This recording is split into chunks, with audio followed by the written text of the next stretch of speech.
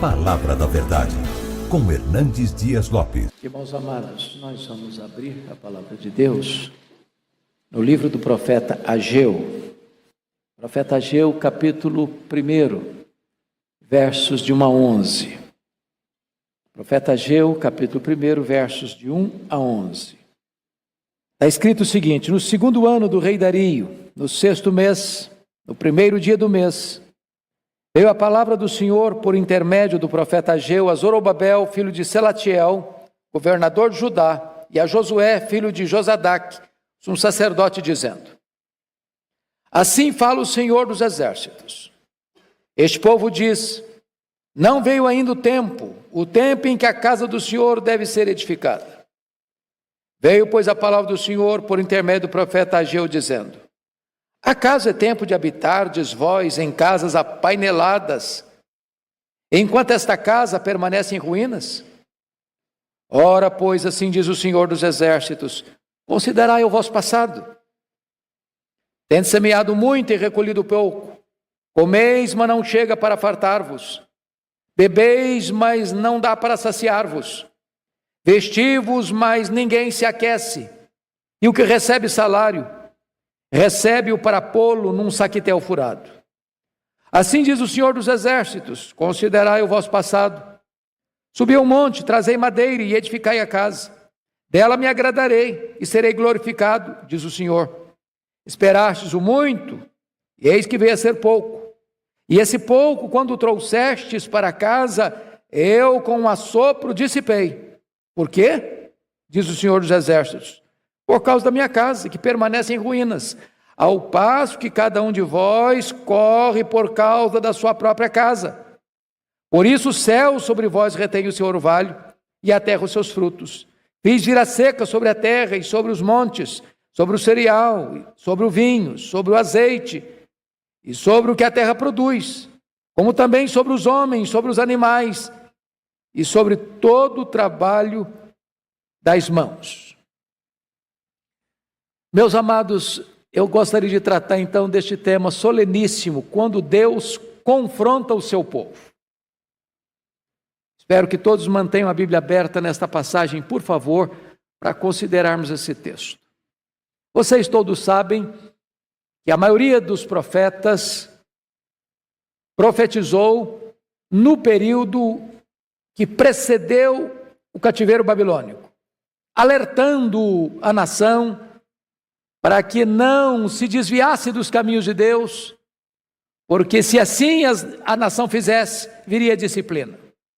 O povo não ouviu a Deus, e a Babilônia tomou Jerusalém no ano 586 a.C. Lá no cativeiro na Babilônia, nós tivemos o profeta Ezequiel e o profeta Daniel, alertando o povo. E agora, depois que o povo retorna do cativeiro babilônico, de 70 anos no cativeiro, você tem agora os profetas Ageu, Zacarias e uma geração depois, o profeta Malaquias. O profeta Ageu é certamente um dos chamados profetas menores, e ele é o segundo menor livro do Antigo Testamento, só perde para Obadias. O que está acontecendo aqui? Por que esse profeta é levantado? Quando, por ordem divina e por profecia divina, lá em Isaías, antes do cativeiro, Deus já havia determinado que o cativeiro seria de 70 anos. Deus já havia determinado que o rei Ciro dominaria a Babilônia e determinaria a volta dos judeus para a sua terra. E agora, a causa que levou o povo para a escravidão, quando o povo retorna da escravidão, o pecado continua. A causa da tragédia continua. Quando eles retornaram em 50 mil pessoas, e a maioria de sacerdotes, boa parte de sacerdotes, eles retornam sob a liderança de Zorobabel. Josué, o sacerdote, está junto. E eles têm um propósito: reconstruir o templo que havia sido destruído. Porque a centralidade do povo de Deus era o culto, era a adoração. E então, para que todo aquele aparato espiritual pudesse ser restabelecido, era necessário reconstruir o templo. Aliás, construí-lo de novo. Quando o povo chega, a cidade está debaixo de escombros, os muros quebrados, as portas queimadas, pedras reviradas, entulhos na cidade. E então diz a Bíblia que os samaritanos, aquele povo híbrido das 10 tribos do norte, misturada com os gentios, se propõem a se aliarem a esses judeus que retornaram para a construção do templo. O problema não era a ajuda deles, o problema é que os samaritanos não possuíam a mesma fé. Eles não acreditavam no Antigo Testamento, apenas nos livros da lei. Eles não tinham as mesmas verdades e pilares doutrinários. Aliar-se com eles era abrir mão da genuína fé, era transigir com valores absolutos, doutrinários. E então os judeus disseram não para os samaritanos: não, vocês não podem participar conosco, nós não temos a mesma fé, nós não servimos da mesma maneira. E diz a Bíblia que agora esses samaritanos se voltam contra esses judeus, denunciam com boatarias e falsas notícias para o rei do Império Medo-Persa, que esses judeus tinham más intenções. E então diz a Bíblia que aqueles que queriam se aliar agora se tornam inimigos terríveis, se opondo à construção do templo. E diz a Bíblia que isso envolve um embargo da obra por parte do rei da Pérsia. E o templo que tinha sido lançado às suas bases, as paredes começam a se levantar e a obra é paralisada. E quando a obra do templo é paralisada, os sacerdotes, o povo que voltou, abandona a casa de Deus, inconclusa, e cada um vai cuidar da sua vida, cada um vai cuidar das suas próprias casas, cada um vai cuidar dos seus próprios campos, cada um vai cuidar dos seus próprios interesses. Este é o panorama desta profecia de Ageu. Bom, veja você no versículo 1, no segundo ano do rei Dario, e esse Dario aqui não é o mesmo Dario lá do começo. No 6º mês, no primeiro dia do mês, veio a palavra do Senhor por intermédio do profeta Ageu a Zorobabel, filho de Selatiel, governador de Judá, e a Josué, filho de Jodadac, sumo sacerdote, dizendo. Então vamos entender aqui, meus irmãos, algumas coisas. Ageu não é a fonte da profecia, ele é o instrumento da profecia. O pregador não é a fonte da mensagem, o pregador é servo da mensagem. A mensagem é de Deus, ele é apenas o mordomo da mensagem, que transmite a mensagem, mas essa mensagem não procede dele, procede de Deus. Segundo lugar, o tempo dessa profecia, obviamente, foi nesse retorno da Babilônia, do cativeiro da Babilônia.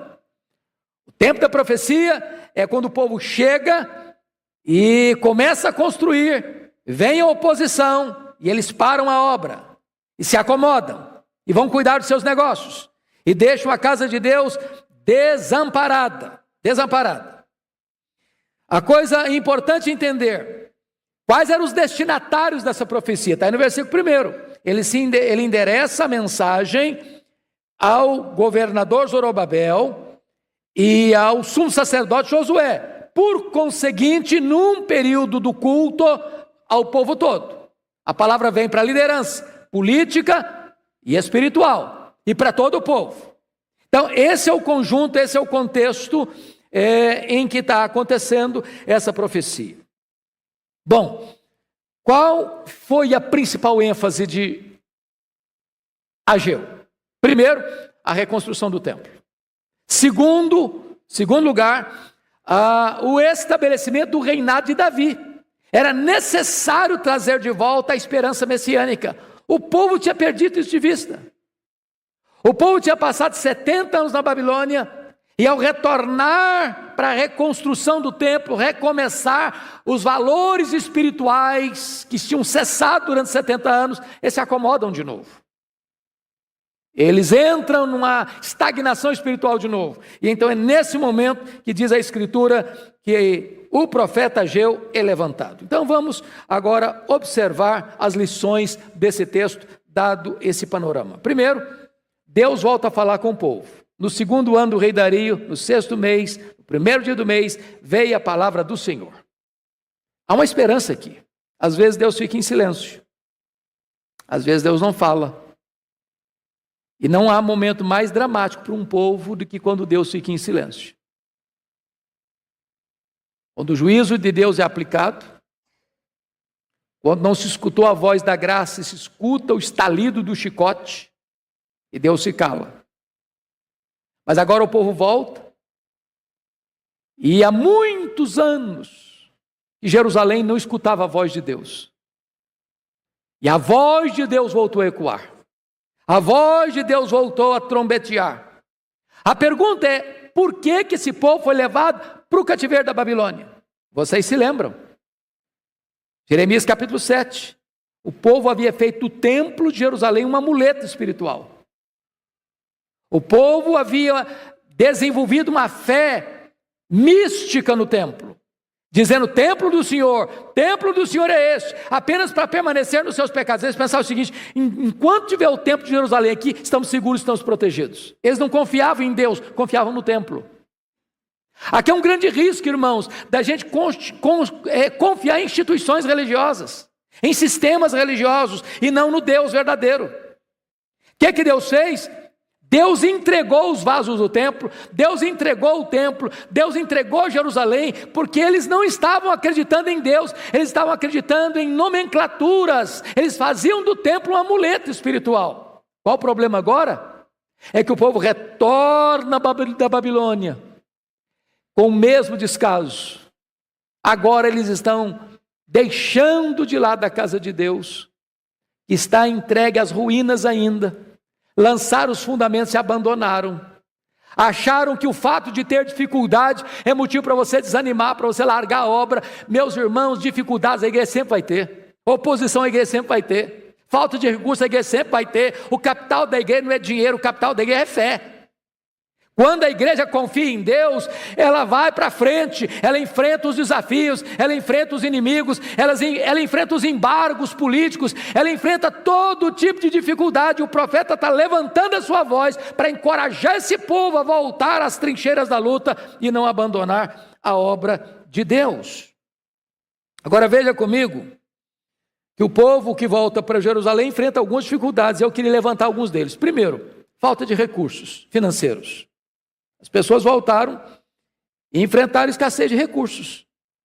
Se você perceber, anos depois, lá no livro do profeta Neemias, quando ele pergunta como é que estava o povo lá, ele falou, olha, o povo lá está entregue a uma grande miséria, grande opróbrio, os muros estão quebrados, as portas estão queimadas, estão esquecidos lá.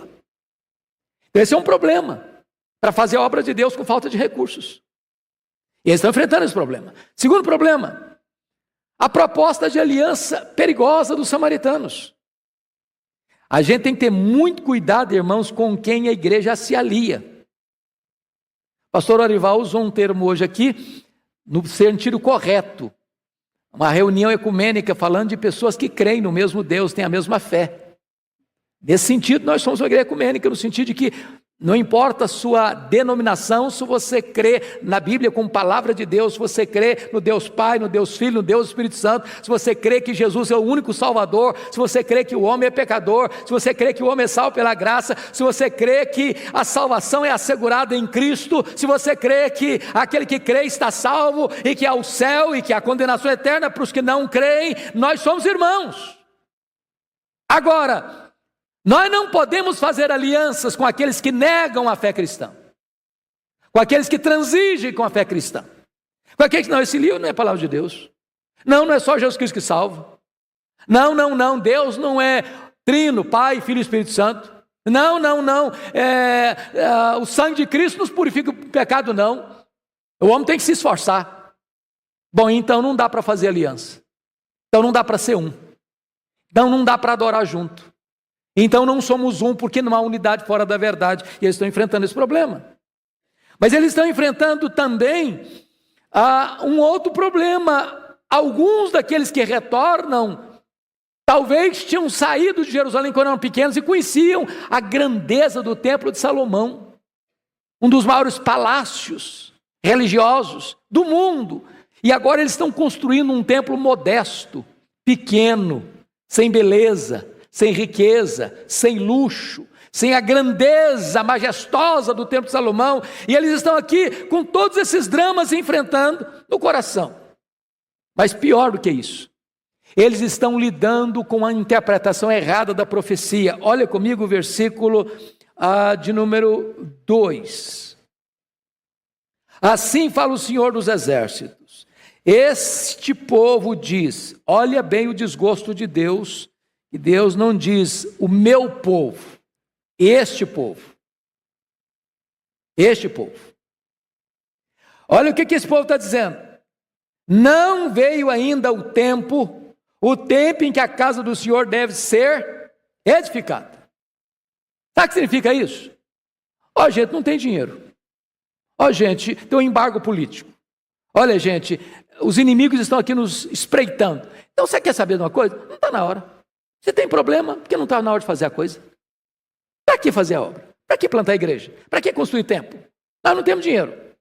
Tem inimigo querendo perturbar a gente. Tem embargo político lá porque o rei determinou que paralisasse a obra. Então, vamos cada um cuidar da nossa vida. Deixa esse negócio de casa de Deus para lá. Deixa esse negócio da igreja para lá. Deixa esse negócio de construir templo para lá. Eles entenderam que as dificuldades que eles estavam vivendo eram uma espécie de resposta de Deus para eles. Não está na hora. Não está na hora. Mas fizeram a leitura errada. Fizeram a leitura falsa.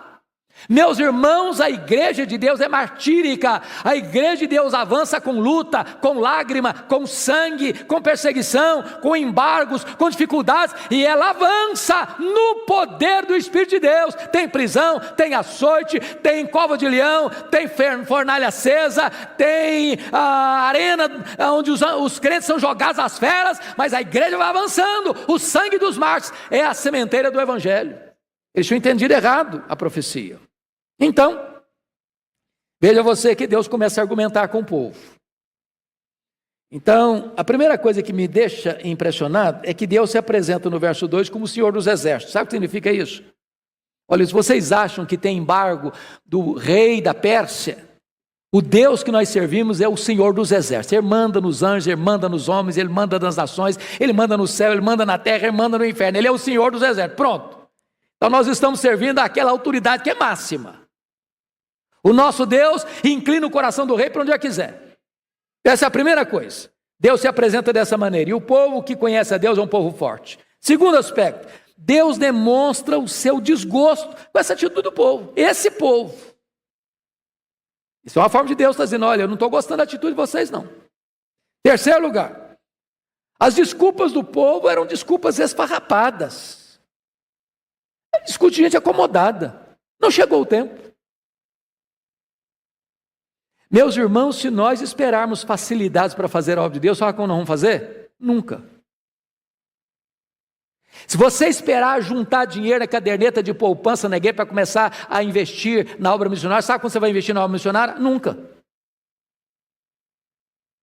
Pergunte ao pastor Arival quanto de dinheiro a igreja guarda para começar a fazer a obra. É a ração do dia. É a dar pela fé. É você fazer e crer que Deus vai suprir. É de você botar a mão na massa e saber: Deus é fiel, o provedor da obra é o próprio Deus. Então dê um passo de fé, então bote o pé na água, então avance pela fé. As desculpas do povo criaram uma falsa justificativa para abafar a voz da consciência. Às vezes, meus irmãos, alguém já disse que uma desculpa é um invólucro de uma razão recheado de uma mentira. Às vezes nós fazemos isso. Aliás, Benjamin Franklin chegou a dizer que jamais conheci um homem que fosse bom em inventar desculpas e que fosse bom em qualquer outra coisa a mais. Se você não quiser fazer obra, você vai encontrar desculpas. Às vezes a gente fica olhando, quando o pai das missões modernas se levantou para fazer obra missionária, na reunião do concílio que ele deveria ser enviado, levanta um teólogo muito conceituado da época e disse: fica sentado aí, jovem. Se Deus quiser salvar as nações, Ele fará do seu jeito, Ele não precisa de você não. Tolice. Nós somos cooperadores de Deus. Nós somos embaixadores de Deus. Nós recebemos o ministério da reconciliação. Nós rogamos aos homens, em nome de Cristo, que se reconciliem com Deus. A voz de Deus precisa ecoar da sua boca. Deus vai com seus pés, Deus realiza com as suas mãos, Deus coloca os recursos nas nossas mãos para que a obra de Deus avance. Então somos cooperadores de Deus. Mas notem vocês, que a resposta de Deus às desculpas do povo. Olha aí versículo 3 e 4 comigo. Veio, pois, a palavra do Senhor por intermédio do profeta Ageu, dizendo: acaso é tempo de habitardes vós em casas apaneiladas, enquanto esta casa permanece em ruínas? Vamos entender isso aqui. A casa apaneilada é um termo para casas ricas, aliás, feitas de cedro importado do Líbano, e só os reis na época tinham. Então eles começaram a investir todos os recursos nas suas próprias casas, enfeitando-as, embelezando-as, engrandecendo-as, tornando-as casas de luxo, enquanto a casa de Deus estava inconclusa e em ruínas. Da mesma maneira que eles tinham entendido que não era tempo de fazer a casa de Deus, eles estavam achando que era tempo de fazer a casa deles. Da mesma maneira que eles achavam que não era tempo de investir na causa de Deus, eles achavam que era tempo de investir na causa deles. Eles estavam invertendo as prioridades. O que é a prioridade? Buscar em primeiro lugar o reino de Deus e a sua justiça, e as demais coisas serão acrescentadas. Todas as vezes, irmãos, que nós colocamos os nossos assuntos, os nossos interesses, as nossas causas, as nossas necessidades, as nossas prioridades na frente dos projetos de Deus, nós estamos na contramão da história. Estamos na contramão da história. Mas veja você, que eles estão dizendo assim: primeiro a minha vida, mais tarde Deus, eu primeiro, depois Deus. Deus fica com o resto, nós ficamos com a primazia. Essa teologia está ruim, essa teologia é antropocêntrica, e Deus reprovou o povo através do profeta Ageu nessa profecia. Mas olhe comigo, um terceiro ponto é que Deus mostra a insensatez do povo com essa decisão. Veja o verso 5 e 6. Ora, pois, assim diz o Senhor dos Exércitos: considerai o vosso passado. Por que diz considerai o vosso passado? Essas mesmas atitudes que vocês estão tendo agora foram a causa do cativeiro. Em outras palavras, quem não aprende com a história, se a história não é sua pedagoga, ela vai ser sua coveira.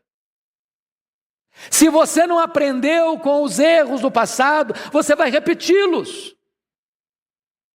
É por isso que ele está dizendo isso aqui: considerai o vosso passado. Aprenda com o passado, aprenda a lição, não repita os mesmos erros, para não sofrer as mesmas consequências. Versículo 6, olha aí comigo: tende semeado muito, recolhido pouco. Comeis, mas não chega para fartar-vos. Bebeis, mas não dá para saciar-vos. Vestivos, mas ninguém se aquece. E o que recebe salário, recebe para pô-lo num saquetel furado. Então vamos entender algumas coisas aqui, meus irmãos. Investimentos errados produzem resultados insatisfatórios. Só para entender, não é que semeia muito e colhe pouco, ou come, você vai na churrascaria, come até empanturrar e sai de lá com fome. Não é isso não. Você bebe, não mata a sede nunca. Ou você bota um casaco pesado e ainda está sentindo frio. Ou você recebe um salário e bota num saco furado. O que ele está querendo dizer com isso? Quando você não vive a prioridade de Deus, tudo que você faz não traz satisfação para a sua vida. Você come, há um vazio dentro de você. Você bebe, há uma sede dentro de você. Você se veste, você se sente desconfortável. Tudo que você faz, você conquista, você alcança, você faz uma casa belíssima, apainelada, mas não tem paz dentro da sua casa. Você ganha mais dinheiro, mas seu coração está mais vazio. Você vai às festas mais requintadas e volta para casa com a cara amarrotada, de angústia e dor. Deus produz a insatisfação, porque a felicidade não está nas coisas, a felicidade está em Deus. E sempre que a gente deixa Deus por causa de coisas, a gente quebra a cara, porque tudo que a gente joga para dentro de nós não é capaz de preencher o vazio do nosso coração.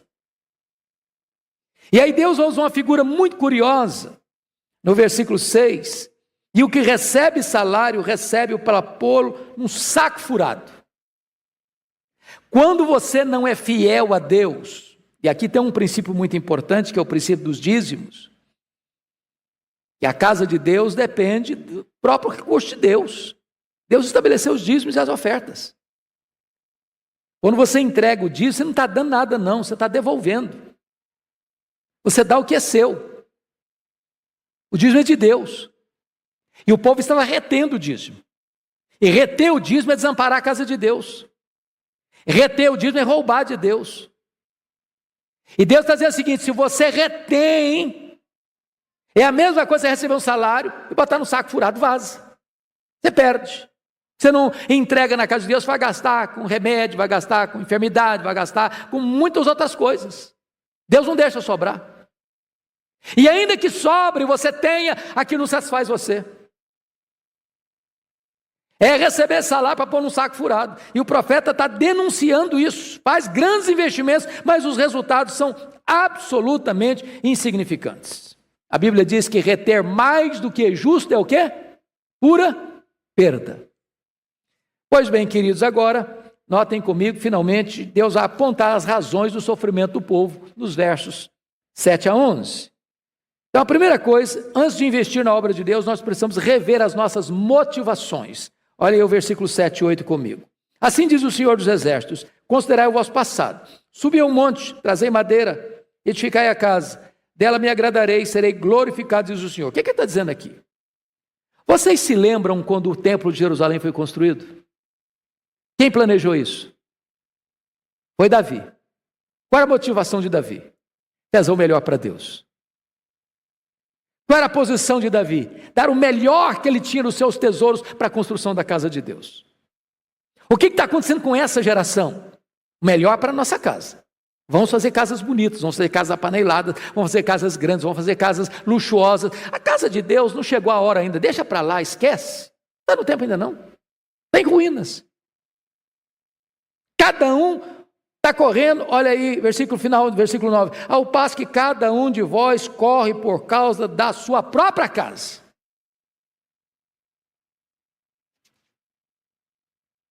Então preste atenção nisso. Deus quer motivação certa.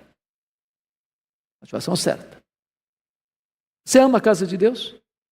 Você ama a obra de Deus? Você ama o reino de Deus? Você busca o reino de Deus em primeiro lugar?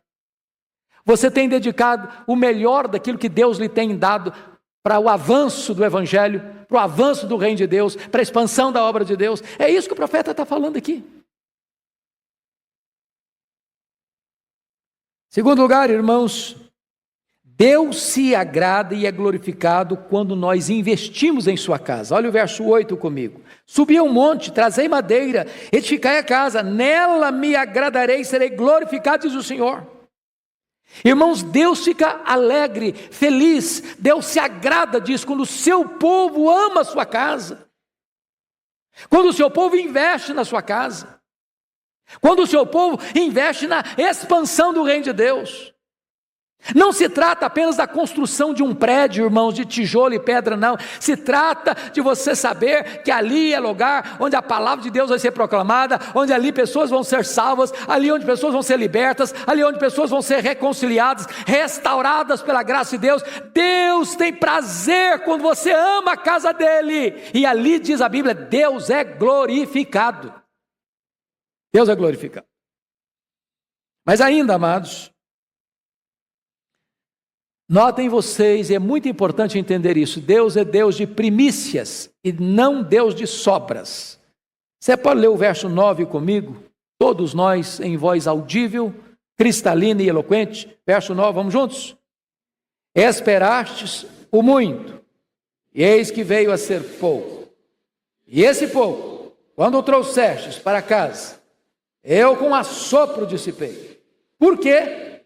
diz o Senhor dos Exércitos, por causa da minha casa, que permanece em ruínas, ao passo que cada um de vós corre por causa da sua própria casa. E a questão do homem para Deus? A sobra. A sobra. A sobra. Esperaste muito, e eis que vier ser pouco. E esse pouco, quando o trouxeste para casa, eu com assopro dissipei. Sabe o que Deus está dizendo? Sobra eu não aceito. Eu não quero. Eu não sou Deus de resto. Aliás, resto hoje você não dá nem para os animais domésticos. As casas e os pets hoje oferecem produtos cada vez mais caros. E hoje muitas famílias investem muito mais em comida de pets do que em comida de crianças. Quantas pessoas estão dando o resto para Deus? Deus não é Deus de resto. A Bíblia diz, honra o Senhor com as primícias de toda a tua renda, se fartarão os teus celeiros, se encherão de vinho os teus lagares. Deus é Deus de primícias. Isso é um princípio espiritual, irmãos. E Deus está dizendo, se você trouxer sobra, se você trouxer resto, eu vou assoprar, eu não vou querer. Eu sou dono do ouro e da prata. Deus não precisa de dinheiro. Deus é o dono do dinheiro, Deus é o dono do ouro, Deus é o dono da prata. O que Ele quer é fidelidade. O que Ele quer é obediência. E então Deus está exortando o povo a entender que Ele é Deus de primícias. Ele não aceita sobras. Agora, amados irmãos, eu só quero concluir, porque o profeta conclui com a palavra de juízo. Olha aí os versos 10 e 11. Você pode ler os 10 e 11 comigo? Em voz alta, vamos juntos? Por isso, os céus sobre vós retêm o seu orvalho, e a terra os seus frutos. Fiz vir a seca sobre a terra, e sobre os montes, sobre o cereal, sobre o vinho, sobre o azeite, sobre o que a terra produz, como também sobre os homens, sobre os animais, e sobre o trabalho das mãos. Deus está dizendo o seguinte, eu controlo o céu, eu controlo a terra, eu controlo a chuva, eu controlo o orvalho, eu controlo a produção da agricultura, eu controlo as rendas. Deus está dizendo o seguinte, olha, quando você retém aquilo que é de Deus, Deus retém as bênçãos. Então, o que esse texto está nos ensinando, irmãos, que há recompensa para nós na fidelidade, na obediência. Eu não sei como é que você tem agido nesta área dos dízimos, das ofertas. Eu não sei se você é um dizimista fiel, se você tem essa experiência. E hoje nós temos teses de doutorado contra o dízimo. Talvez não há nenhuma doutrina bíblica mais atacada hoje do que a doutrina da mordomia cristã, na área financeira. Mas eu posso lhe garantir uma coisa, só é contra o dízimo quem não é dizimista. Aqueles que têm experiência de serem fiéis a Deus, têm prazer, têm alegria, porque sabem que o Deus a quem servimos é o Deus da provisão. Ele quem dá vida, Ele quem dá saúde. Ele quem dá inteligência, Ele quem dá prosperidade, Ele quem dá a vida eterna, tudo é dele. Dízimo é uma questão de símbolo, de emblema, porque Deus sabe o quanto o coração do homem é apegado a dinheiro, por isso a Bíblia diz, onde estiver o teu coração, o teu tesouro, ali estará o quê? Teu coração. A Bíblia diz, filho meu, dá-me o teu coração. Se você der o coração para Deus, o resto é dele. Não permita que o dinheiro seja um ídolo na sua vida. O profeta Malaquias, uma geração depois de Ageu, vai dizer que quando você retém o dízimo, isso é um grande problema, porque isso afeta a sua vida espiritual. Isso trava a sua vida espiritual. A Bíblia diz, se você quiser, faça experiência com Deus. Aliás, a única coisa que Deus nos permite, nos autoriza, faça uma experiência. Você está com dúvida? Você tem medo? Que vai faltar? Faça uma experiência. Faça a prova. E Deus diz: se eu não abrir as janelas dos céus, se eu não derramar sobre vós bênçãos sem medidas, se eu não repreender o devorador na sua vida. Tem muita gente que o devorador está comendo tudo, está levando tudo, porque ele é infiel. E hoje Deus trouxe você aqui para lhe trazer uma palavra de encorajamento e de exortação, para que você seja fiel ao Deus da sua salvação, para que você coloque em primeiro lugar o reino de Deus na sua vida, para que o orvalho não seja retido, para que a chuva não seja retida, para que o cereal não seja retido, para que as bênçãos da provisão divina, abundância, não sejam retidas. Porque servir a Deus e deleitar-se nele é a maior de todas as bênçãos e de todas as alegrias da nossa vida. E a palavra do profeta Ageu: cruze os séculos e chegue hoje aqui, 11 de abril de 2022, no templo da Igreja Presbiteriana de Pinheiros, e alcance o seu coração, e alcance a sua vida, que está aí nos acompanhando de vários lugares do mundo. Deus abençoe o nosso coração. Vamos orar ao Senhor. Fique em pé, por gentileza. E eu queria hoje fazer um desafio a você.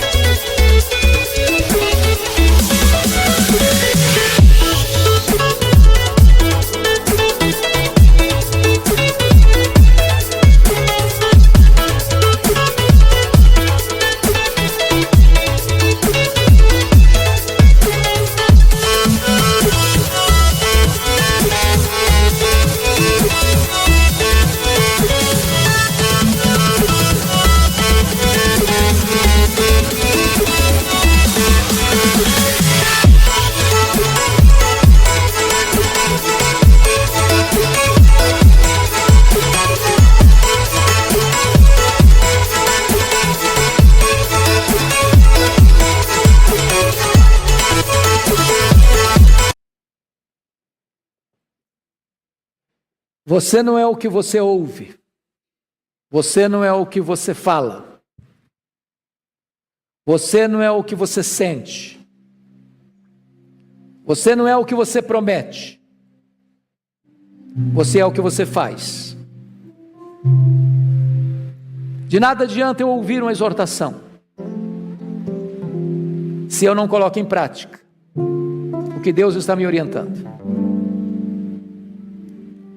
Deus tem sido generoso conosco, Deus tem nos dado vida, Deus tem nos dado saúde, Deus tem nos dado inteligência, Deus tem nos dado trabalho, Deus tem nos dado uma casa, Deus tem nos dado roupa, Deus tem nos dado comida na mesa, Deus tem nos dado saúde, Deus tem nos dado família, Deus tem nos dado amigos, Deus tem nos dado a igreja, Deus tem nos dado a salvação, Deus tem nos dado toda a bondade.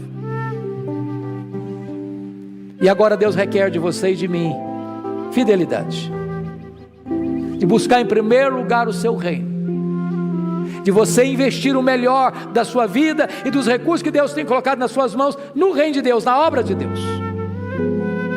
Se você não é um dizimista, toma a decisão hoje, nesta noite, de começar a ser um dizimista fiel. Se você não é generoso em ofertar, comece hoje, toma a decisão hoje, de meu Deus, esta semana eu quero abençoar a tua obra, eu quero abençoar alguém. E você vai ver as janelas dos céus abertas sobre a sua vida, e experiências maravilhosas acontecendo com você.